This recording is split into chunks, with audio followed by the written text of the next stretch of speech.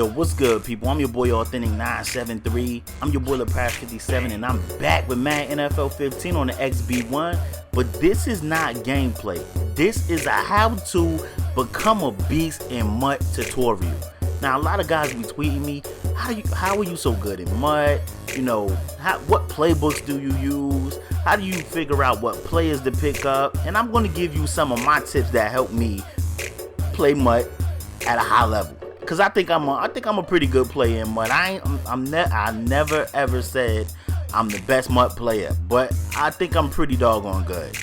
But I'm gonna give you guys some of the tips, probably 3 or 4 tips that I think help me become a good player in MUT. So if you guys that always tweet me and ask me, if you don't tweet me at Authentic 973 on Twitter, you can always tweet me and let me know your questions, and I will always try my best to respond to most of the questions. I mean, some of the questions I receive be crazy, like trade me, blah blah blah for a jersey. Like, come on, not that. I'm talking about like, should you pick up this guy? Is this guy a good buy? This guy. A lot of people tweet me stuff like that, and I pretty much always respond. But I'm here to help you guys, so I'm going to teach you guys my methods in becoming a beast in MUT. So sit back, relax, put your seat and recline. Let's get better in MUT. Let's go. So my first tip is know your personnel. Anybody that's seen when I first started MUT this year, y'all seen me pull 2 elite middle linebackers. Now I ended up selling Sean Lee for the guap, but I had Pat Willis and Sean Lee. So I just want to show you guys that right now I have Luke Kuechly and Pat Willis.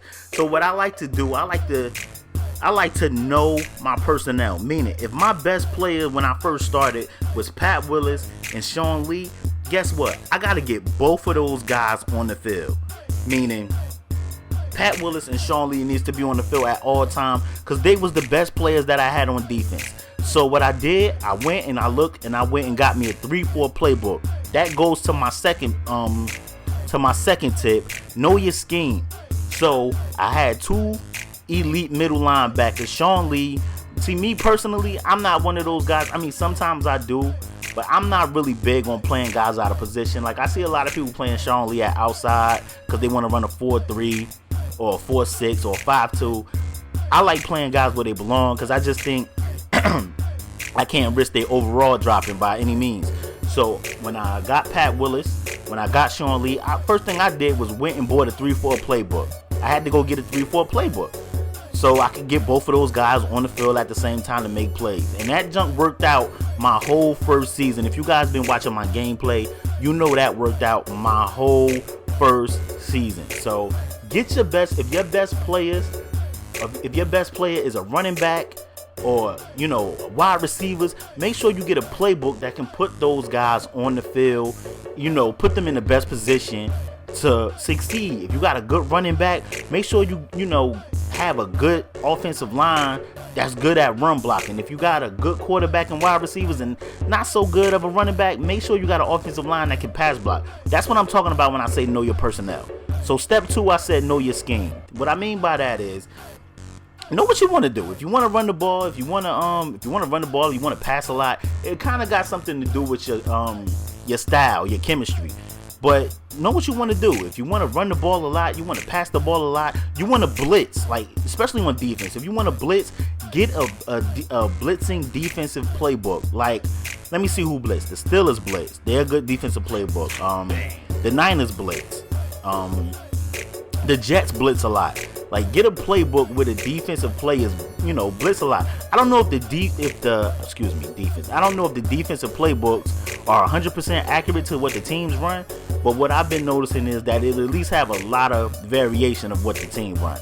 So if you a coverage guy and you like just getting pressure with the front 4, you might want to run the Seattle playbook. Seattle get a lot of pressure with the front 4. They sit back in zone. They run some man, but more than likely Seattle runs zone. If you want to run man, get a team that pretty much run man. If you want to run like the Tampa 2, get like the Tampa Bay playbook. This is what I'm saying when I say know your scheme. So just think about what you want to do.